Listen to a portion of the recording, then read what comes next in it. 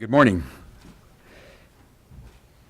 Javier Becerra, the Attorney General for the state of California. I'm flanked by our Governor, Jerry Brown, and the Chair of the California Air Resources Board, Mary Nichols. We're here principally to make a very important announcement, and I'll start it off by perhaps saying something that is a no-brainer. The world is not flat, pollution is not free, and the health of our children and our future is not for sale. And that's why today California, joined by 17 other states and the District of Columbia, is taking action against the Environmental Protection Agency and Administrator David Pruitt and the Trump administration to stop them from doing what 40 plus years of history have taught us, that we can clean our air for the benefit of our people, and we need not roll back the achievements that we've had over these last 4+ decades in order to make progress. Decades ago, the state of California jumped in the fight against air pollution. We've been in the driver's seat ever since, sometime around 1970. If you look at our efforts, smog forming pollutants and greenhouse gas emissions were our target.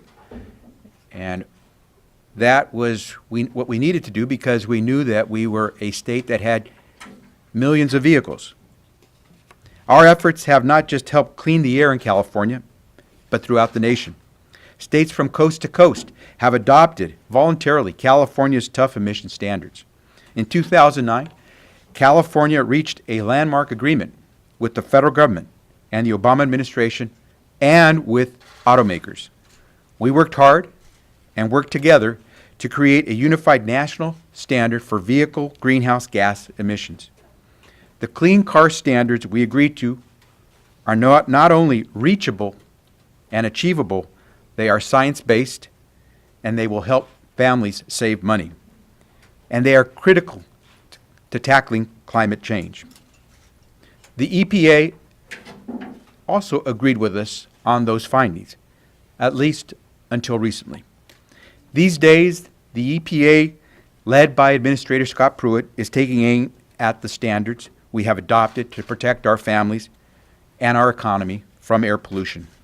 On April 13th, the EPA announced that it would reverse course on the clean car standards and undo the rules we had carefully crafted with facts and science.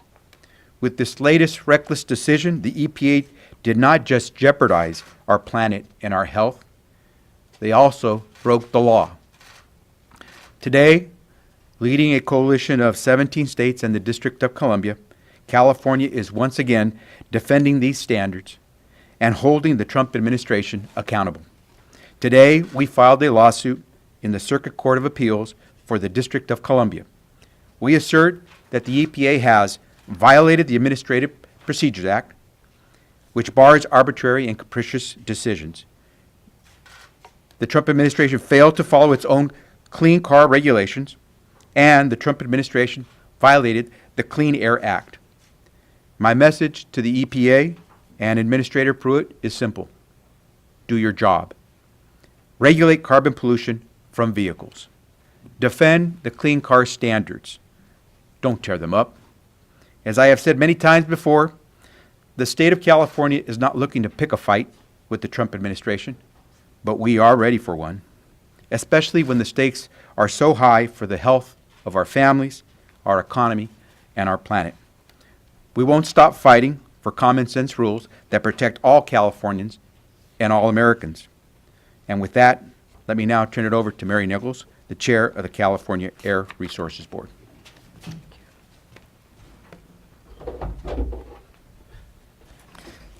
Okay. There's a very nice little bench here that was just left for that. Okay. Back in 2004, the California legislature told the Air Resources Board to adopt vehicle emission standards for greenhouse gases. And we've been fighting to implement those standards ever since.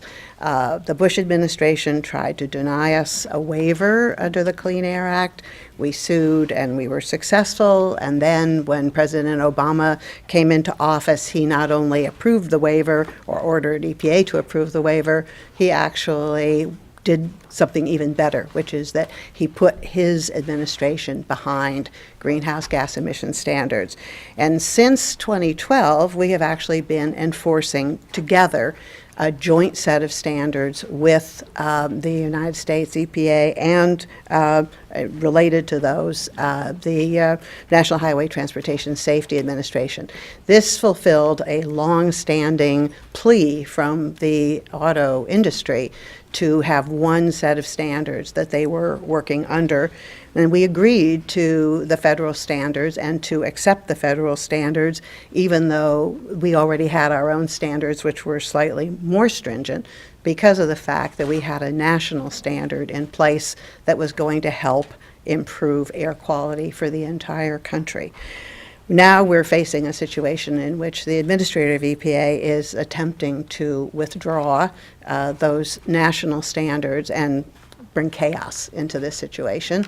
And he's doing it with a process that, as the Attorney General said, is completely unknown and flawed. He's attempting to withdraw a determination that was made by the former administrator and to replace it with something which has no basis in the record at all, and then springboard from that into a new rulemaking, which he has already said he intends to be either weaker or flat in terms of what we're seeing in actual emissions controls. So we are very grateful to our Attorney General and his team of wonderful lawyers who've been working with us, and to the other states who are joining with us, including a number of states that don't follow California's rules, because they have recognized that the standards that are in effect today are standards that we need for our country to do its part in cleaning up our air and in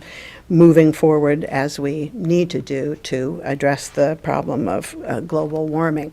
I now want to turn over the podium and my stool, if he wants it, to Governor Brown, who has been leading the fight to get car companies to move forward and to recognize their responsibilities for cleaning the air since the 1970s. Governor Brown. Thank you, Mary.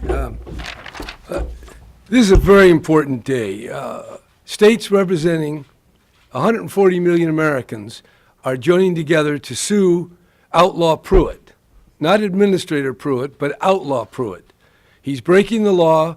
He's flouting the Clean Air Act and the legitimate needs and well-being of the American people. We know, as a matter of fact, and we've known for more than a decade, that pollutants coming out of vehicles, out of the tailpipe, does permanent lung damage to children living near well-traveled roads and freeways. This is a fact. And the only way we're going to overcome that is by reducing emissions and ultimately getting to zero emissions as quickly as we can. This is about health, it's about life and death, and this character in Washington, with his expensive travel tastes and his funny little redecorating plans that cost the American people all sorts of money, is riding roughshod over the laws of this country and the health of our people. So that's the key point, health. Second point is the Pruitt, and I suppose his boss, Mr. Trump, they want people to buy more gas, create more pollution. Hard to believe, but that's the fact. And the third thing, which is perhaps more fundamental, this move by Pruitt, with the help and encouragement of Trump, is not going to make America great. It's going to make America second rate and may and probably will jeopardize America's auto industry. The combustion engine in the next few years has to get more efficient, and in a few years after that has to be transformed by zero-emission vehicles. If America can't do it, I believe China and other countries will. And what will happen is what happened to the solar industry. America now has 20%, and one of the two companies used to be predominant in production of solar. We're going to have the same thing in autos. America will not have a major auto industry on the path that Trump and Pruitt have laid down. So we're in a very competitive world. We want to make America great. We want to make the world safe for everybody. And this is the exact wrong way to do it. So this lawsuit is very important, and there'll be more lawsuits to follow. But make no mistake about it. This is about America's place in the world. It's about jobs. It's about health. It's about having vehicles and transportation opportunities that are safe, clean, and efficient. That's what it is. I can't do anything bigger. There's been a lot of talk. We have other issues that health care and immigration, all the other stuff. This is a science-based attack that we make on these characters in Washington who, in the name of making America great, are making us weak and making the world more dangerous and unsafe, because climate change is not a joke. The fires, the floods, the mudslides, the rising sea level, the disease vectors, the migrations, the turmoil that's going to come about, this is real stuff. And if Pruitt doesn't get it, and if Trump doesn't get it either, they got to go. And pending that, we're bringing this lawsuit, and I intend to fight this as hard as I can with all the resources at the command of California, joining with all these other 17 other states and the District of Columbia.